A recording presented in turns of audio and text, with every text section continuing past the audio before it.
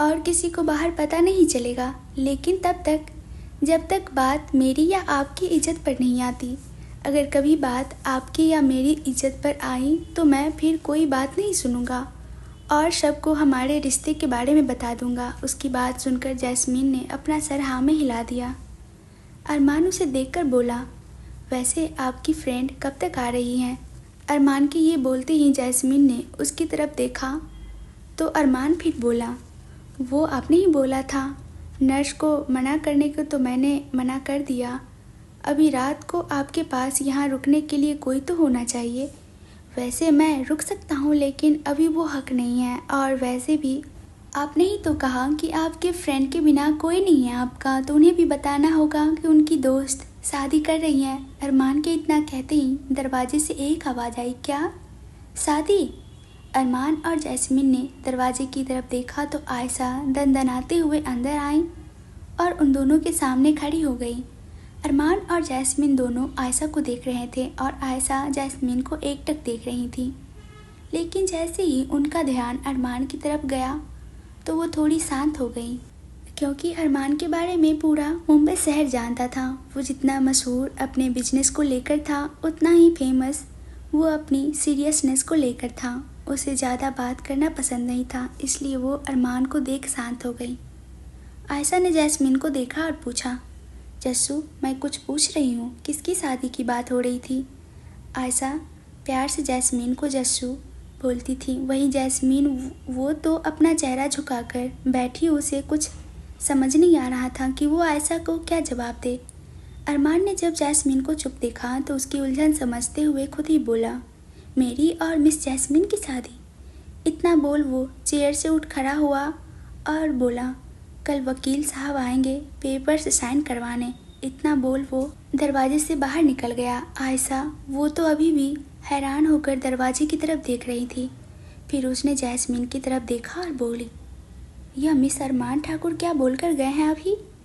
लेकिन जैस्मीन ने कुछ नहीं कहा। तो आयशा ने फिर उससे पूछा, मैं कुछ पूछ रही हूँ जस्सू। जैस्मीन ने उसकी तरफ देखा और कहा, मिस्टर ठाकुर सच बोल कर गए हैं, मैं और मिस्टर ठाकुर शादी कर रहे हैं। जैसे ही जैस्मीन ने यह कहा, आयशा ने उससे पूछा, तू श्योर है? मतलब एक बार और सोच ले। देख मैं यह नहीं कहूँगी कि तू यह शादी मत कर, क्योंकि मुझे पता है तू जो भी फैसला लोगी सोच समझ कर लोगी, लेकिन सिर्फ इतना ही कहूँगी कि एक बार फिर से सोच ले। जैस्मीन ने आयशा की तरफ देखा जो उसे ही देख रही थी। जैस्मीन को पता था वो ऐसा क्यों कह रही है। जैस्मीन ने एक गहरी सांस भरी और आयशा का हाथ अपने हाथ में पकड़कर बोली, मैं समझ रही हूँ तू क्या कहना चाहती है, लेकिन ज़रूरी तो नहीं हर इंसान एक जैसा हो। फिर उसने आयशा को वो सब बात जो अरमान और उनके बीच हुई पीहू को लेकर वो सब बता दी, सिर्फ उसको छोड़कर जो आयशा के बारे में थी और जो कॉन्ट्रैक्ट अरमान ने जैस्मीन को दिखाया था जिस पर उसने साइन किए थे, वो कुछ भी नहीं बताया था। आयशा और जैस्मीन अभी बातें कर ही रही थी कि पीहू भागते हुए रूम में आई और जैस्मीन से बोली, मम आप पीहू के पास रुकोगे ना अब हमेशा के लिए? जैस्मीन उसे मुस्कुराते हुए हाँ कहा तो पीहू खुशी से उछलने लगी। फिर जब आयशा की तरफ उसका ध्यान गया तो एकटक आयशा को देखने लगी। आयशा भी उसके मासूम चेहरे को देख रही थी। पीहू उसके पास आई और बोली, आप कौन और आप मेरी मम के रूम में क्या कर रहे हो? फिर उसने रोने जैसी सूरत बनाकर, आप मेरी मम को लेने आए हो, आप उन्हें ले जाओगे, पीहू को अकेला छोड़ दोगे? उसकी बातें और आंखों में भरा पानी देखकर जैस्मीन और आयशा की भी आंखें भर आई। आयशा ने फटाफट आगे बढ़कर पीहू को अपने गोद में उठा लिया और बोली, नहीं बेबी, आपकी मम को कोई भी नहीं लेकर जा रहा आपसे दूर। मैं तो आपकी मम को मिलने आई थी। वैसे मेरा नाम आयशा है और आपकी मम की फ्रेंड और सिस्टर हूँ। पीहू ने उसकी बात सुनी तो खुश हो गई कि अब उसकी मम को कोई उससे अलग नहीं करेगा। पीहू ने आयशा की तरफ देखा और बोली, आप मम की सिस्टर हो तो आपको क्या बोलूँ? यह सवाल उसने इतनी मासूमियत से पूछा कि जैस्मीन और आयशा दोनों मुस्कुरा दी। फिर आयशा ने कहा, मैं आपकी मम की सिस्टर हूँ तो आपकी मासी हुई। पीहू ने उसकी तरफ देखा और बोली, यह मासी क्या होता है? मासी मतलब माँ जैसी। आपकी मम की सिस्टर हो तो हुई ना उनकी जैसी। नहीं, मेरी मम तो एक ही हैं, उनके जैसा कोई नहीं। तो मैं आपको मासी नहीं कहूँगी, मैं आपको मम्मू कहूँगी। जैस्मीन और आयशा पहले ही उसकी बात सुनकर हैरानी से उसे देखने लगी।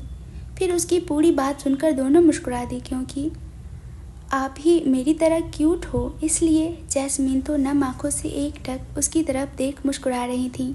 वहीं रूम के बाहर खड़ा अरमान भी नम आंखों के साथ मुस्कुरा रहा था।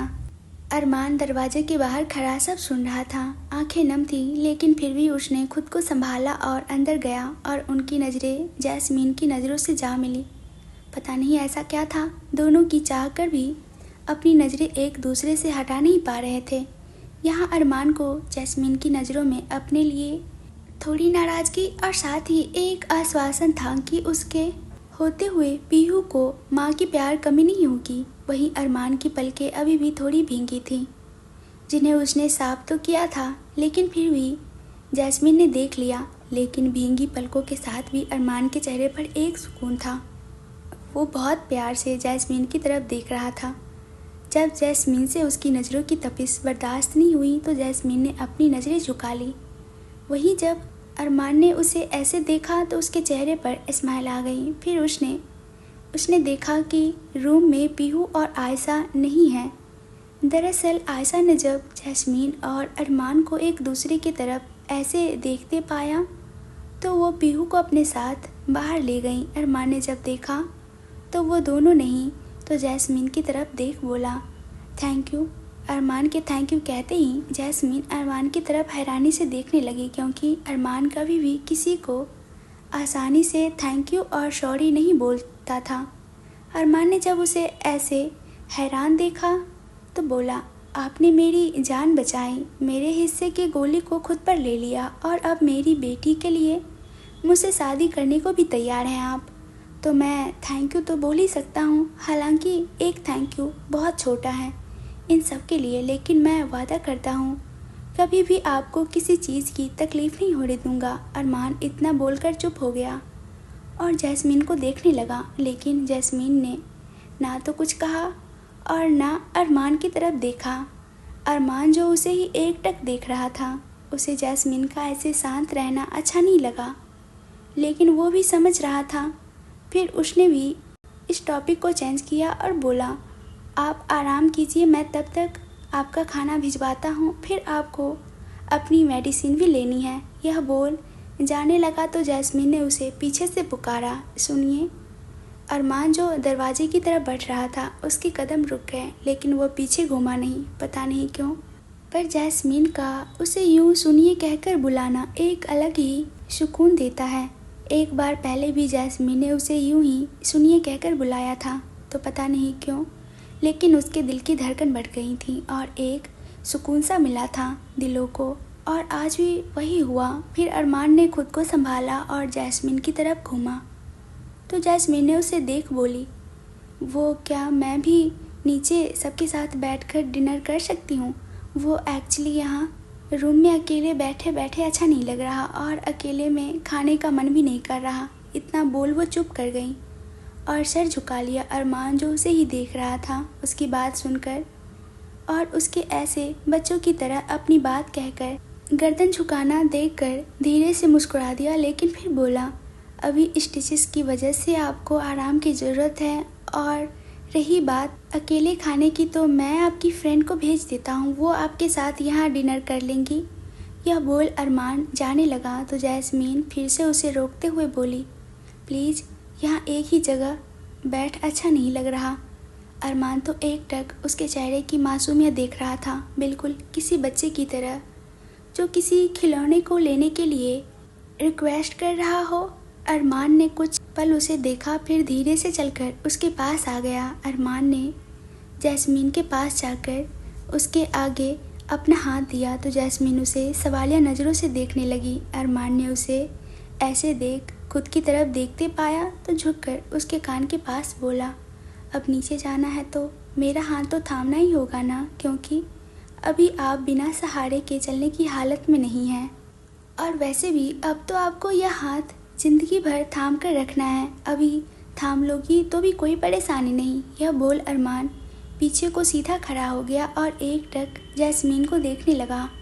वहीं जैस्मीन, वो तो अभी भी अरमान की नज़दीकी और उसकी बात को सुनकर अपनी सांसें रोके बैठी थी। जब उसे अरमान की तरफ देखा तो वो उसे यही एकटक देख रहा था। जैस्मीन भी उसकी आंखों में खो गई और उसे पता नहीं चला कब उसने अपना हाथ अरमान के हाथ में दे दिया। अरमान ने उसे सहारा देकर बेड से नीचे उतारा, लेकिन जैस्मीन अभी भी उसे ही एकटक देख रही थी। जब अरमान ने जैस्मीन को खुद की तरफ ऐसे देखते पाया तो उसके कान के पास झुककर बोला, अगर मुझे ऐसे ही देखने का इरादा है तो मैं आपके सामने बैठ सकता हूँ, अच्छे से मुझे देख सकती हैं। अरमान की बात सुनकर जैस्मीन अपने होश में आई और चेहरा दूसरी तरफ कर लिया, लेकिन बोली कुछ नहीं। वही अरमान अभी भी मुस्कुरा रहा था, पता नहीं क्यों, लेकिन उसे जैस्मीन का खुद की तरफ ऐसे देखना अच्छा लग रहा था। लेकिन बोला कुछ नहीं और सहारा देकर जैस्मीन ने रूम से बाहर ले आया।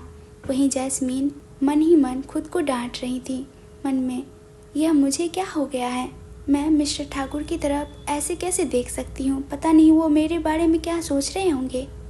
अरमान ने जब जैस्मीन को ऐसे गहरी सोच में देखा तो बोला, रिलैक्स, ज़्यादा सोचने की ज़रूरत नहीं। जैस्मीन ने पहले तो अरमान को हैरानी से देखा कि उसे कैसे पता कि जैस्मीन कुछ सोच रही है, लेकिन फिर खुद को नॉर्मल कर बोली, मैं नहीं कुछ सोच रही, और आपको ऐसा क्यों लगा कि मैं कुछ सोच रही हूँ। यह बोल जैस्मीन चुप हो गई। अरमान ने कुछ कहा नहीं, लेकिन वो मुस्कुरा दिया और उसकी मुस्कुराहट देख जैस्मीन चिढ़ गई।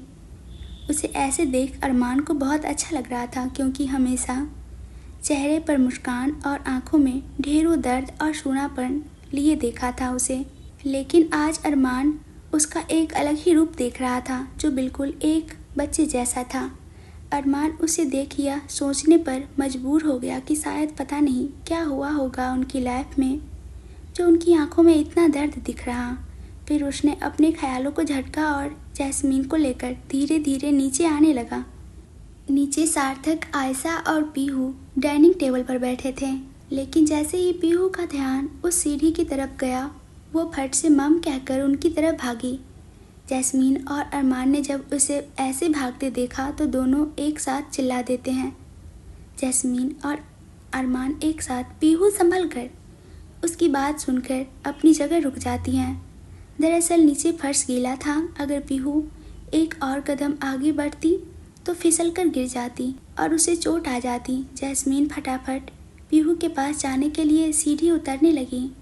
उसे पीहू की फिक्र में इतनी चोट का भी ध्यान नहीं रहा और वो अरमान से अपना हाथ छुड़ाकर नीचे जल्दी जाने को हुई तो कंधे में दर्द की वजह से आंखें बंद हो गईं और चेहरे पर दर्द की लकीरें उभर आईं। लेकिन जैस्मीन को तो जैसे अपने दर्द से फर्क नहीं पड़ रहा था। वो फिर से पीहू की तरफ भागी तो अरमान, जो उसके चेहरे पर दर्द की रेखाएं देख रहा था, उसने उसका हाथ नहीं छोड़ा। तो जैस्मीन उसकी तरफ देखने लगी तो अरमान बोला, पीहू ठीक है, लेकिन आप अभी ठीक नहीं हैं, तो थोड़ा आराम से चलिए।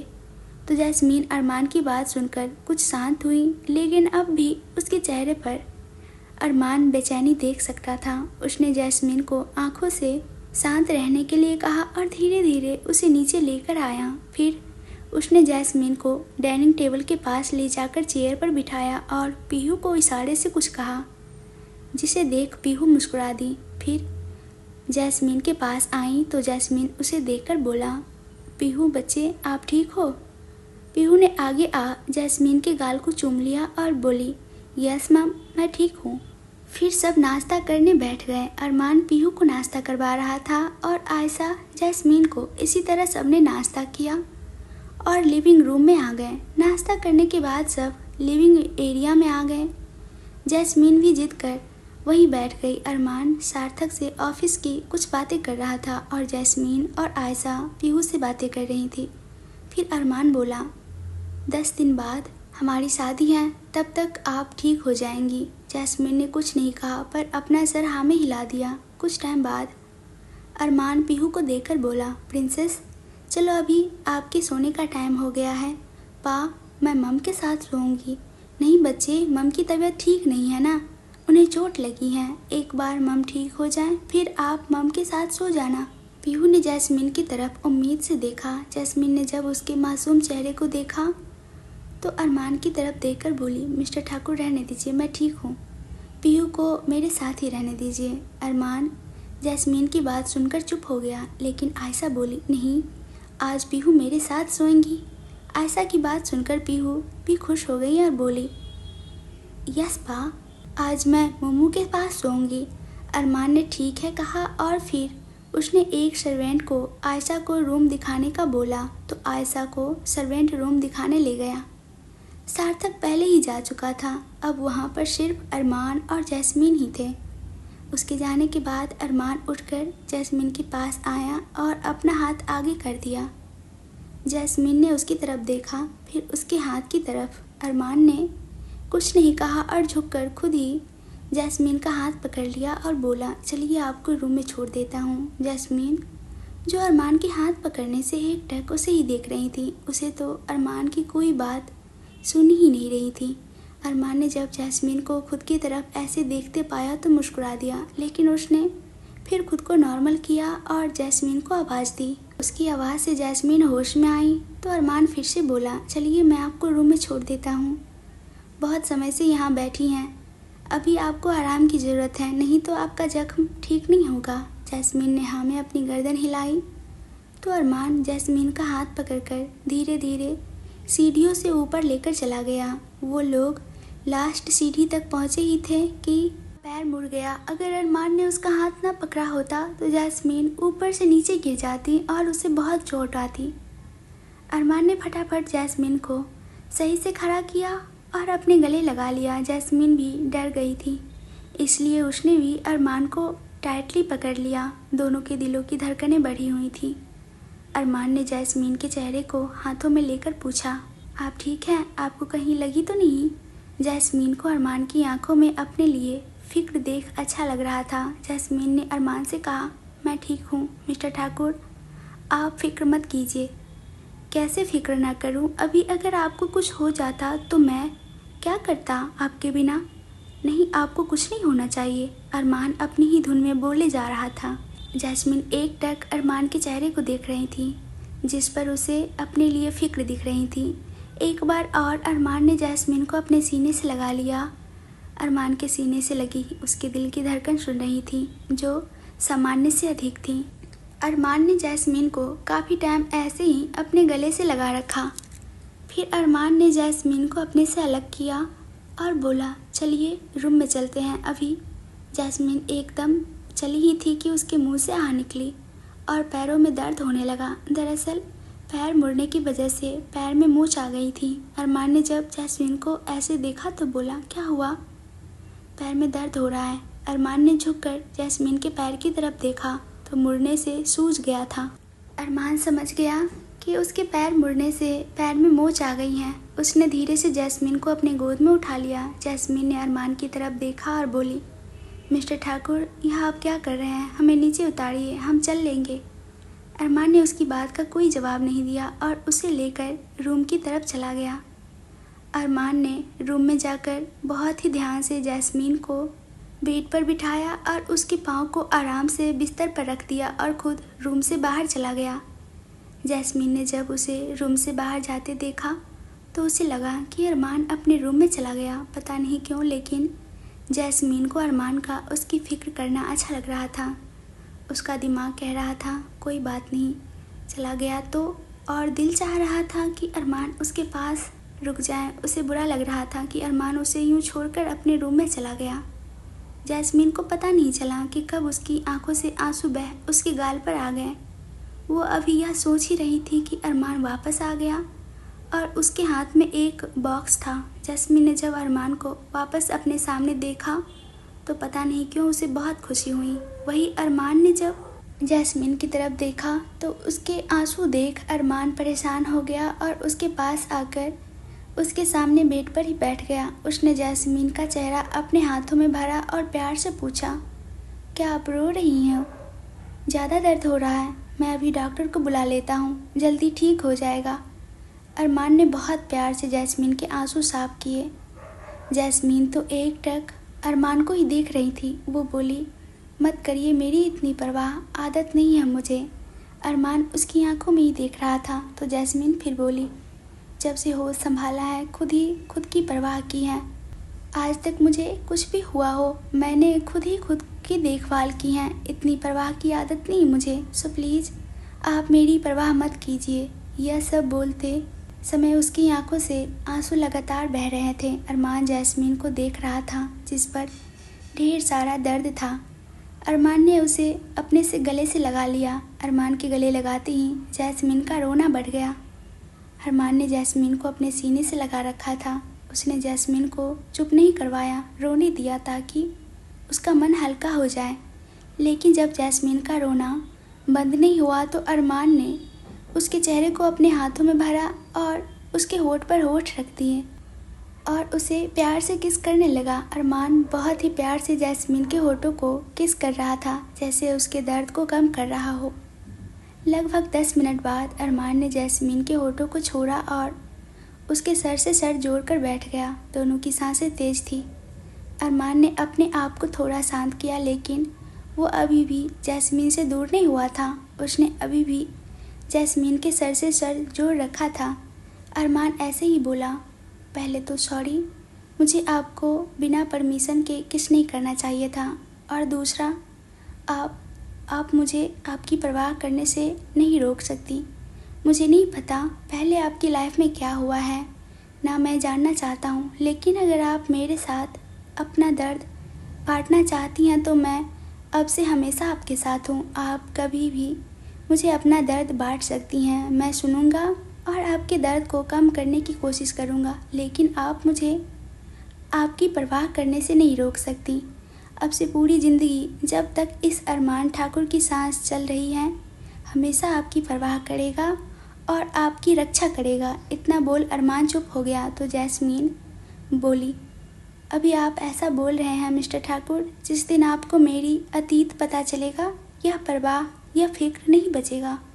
आप भी सब की तरह मुझसे नफ़रत करेंगे, लेकिन उसमें आपकी भी कोई गलती नहीं होगी। सबने आज तक मुझे सिर्फ नफ़रत ही की है। जैस्मीन अभी बोल ही रही थी कि अरमान ने उसके होठों पर अपनी उंगली रख दी और उसे चुप करवा दिया और बोला, अगर आपको लगता है कि आपका पास्ट जानने के बाद मैं आपसे नफ़रत करूंगा तो मुझे नहीं जानना आपका पास्ट, पर ज़रूरी तो नहीं कि आपका पास्ट जानकर मैं आपसे नफ़रत ही करूं। शायद मुझे आपसे और भी ज़्यादा प्यार हो जाए। यह बोल अरमान चुप हो गया और जैस्मीन वो एकटक हैरानी से अरमान को ही देख रही थी। उसके कान में अभी भी अरमान की बात गूंज रही थी, शायद मुझे आपसे और भी ज़्यादा प्यार हो जाए। अरमान ने उसे हैरानी नज़रों से उसकी तरफ देखते देखा तो आगे बढ़ी पूरी शिद्दत से जैस्मीन का माथा चूम लिया। जैस्मीन की आंख बंद हो गई और आंसू की एक बूंद गालों पर आ गई। अरमान ने बारी बारी उसकी दोनों आंखों को चूमा, फिर उसके आंसू को अपने होठों से छू लिया। अरमान ने फिर उठकर जैस्मीन का पैर देखा जो सूज गया था। अरमान ने उसके पैर पर हल्के हाथों से ऑइंटमेंट लगा, गर्म पट्टी बांध दी। इन सब के दौरान जैस्मीन ने एक बार भी अरमान के चेहरे से नज़र नहीं हटाई। यह बात अरमान को भी पता थी। जैस्मीन उसे ही एकटक देख रही है, लेकिन उसने जैस्मीन की तरफ नहीं देखा। वो जैस्मीन को अनकंफर्टेबल फील नहीं करवाना चाहता था। पट्टी कर अरमान ने जैस्मीन को आराम करने को कहा और उसका माथा चूम जाने लगा तो जैस्मीन ने कहा, वो आप ऐसा को बुला सकते हैं? अरमान ने उसे देख पूछा, क्या हुआ, कुछ चाहिए आपको? आप मुझे बताइए। जैस्मीन को समझ नहीं आ रहा था कि वो क्या बोले। जैस्मीन ने थोड़ा झिझकते हुए कहा, वो वॉशरूम। उसके इतना बोलते ही अरमान समझ गया कि उसे वॉशरूम जाना है। अरमान ने झुककर जैस्मीन को गोद में उठा लिया और वॉशरूम के अंदर लेकर उतार दिया और बोला, मैं बाहर हूँ, आवाज़ दे देना। यह बोल अरमान बाहर दरवाजे के पास रुक गया। लगभग 10 मिनट बाद जैस्मीन ने आवाज़ दी तो अरमान अंदर चला गया और जैस्मीन को उठाकर बाहर बेड पर लाकर बिठा दिया और फिर धीरे से उसे बेड पर लिटा दिया और खुद उसके पास लगे चेयर पर बैठ गया। जैस्मीन उसे ही देख रही थी, अरमान भी उसे देख रहा था। अरमान प्यार से जैस्मीन का सर सहलाने लगा। उसने जैस्मीन का एक हाथ अपने हाथ में पकड़ रखा था और दूसरे हाथ से वो जैस्मीन का सर सहला रहा था। अरमान का अपने लिए इतना प्यार और फिक्र देखकर एक बार और जैस्मीन की आंखें नम हो गईं और आंसू लुढ़क कर उसकी कनपट्टी को भिगोने लगे। अरमान जो एकटक उसे ही देख रहा था, उसे आज जैस्मीन की आंखों में बेहिसाब दर्द और सूनापन दिखाई दे रहा था और जैस्मीन का दर्द अरमान को तकलीफ़ दे रहा था। अरमान ने प्यार से जैस्मीन के आंसू साफ किए और उसे ना रोने का इशारा किया, लेकिन शायद बचपन से लेकर अब तक अकेलापन का इतना गम ज़्यादा था कि जैस्मीन आज खुद को रोक नहीं पा रही थी। आज जिस तरह से अरमान उससे प्यार और अपनेपन से पेश आ रहा था, ऐसा उसके साथ किसी ने भी नहीं किया था। कभी उसे इतना प्यार नहीं मिला था, इसलिए वो चाहकर भी आज अपना रोना रोक नहीं पा रही थी। इसलिए उसने अरमान की तरफ से अपना चेहरा फेर दूसरी तरफ कर लिया और ऐसे ही रोते रोते बोली, मिस्टर ठाकुर प्लीज़ आप चले जाइए यहाँ से। अरमान ने जब जैस्मीन को इतना रोते देखा तो उसे अपने सीने में एक अजीब सी घुटन हो रही थी। उसे जैस्मीन का रोना तकलीफ़ दे रहा था। अरमान चाहता था जैस्मीन खुद अपना दर्द उसके साथ बांटे, लेकिन उसने कुछ नहीं कहा और ना ही जैस्मीन को छोड़कर गया। बस प्यार से उसका सर सहलाता रहा। काफ़ी टाइम जैस्मीन की सिसकियाँ अरमान को सुनाई देती रहीं, फिर रोते रोते ही सो गई। जैस्मीन के सोने के बाद अरमान ने उठकर उसे अच्छे से ब्लैंकेट उठाया और उसका माथा चूमकर रूम से बाहर चला गया। कहानी आगे सुनने के लिए कमेंट्स करके ज़रूर से ज़रूर बताइएगा और चैनल को सब्सक्राइब कर दीजिएगा ताकि ये कहानी मैं अपलोड करती हूँ जो ही थोड़ा बहुत व्यूज़ मिलता है उससे मुझे भी फ़ायदा मिल सके।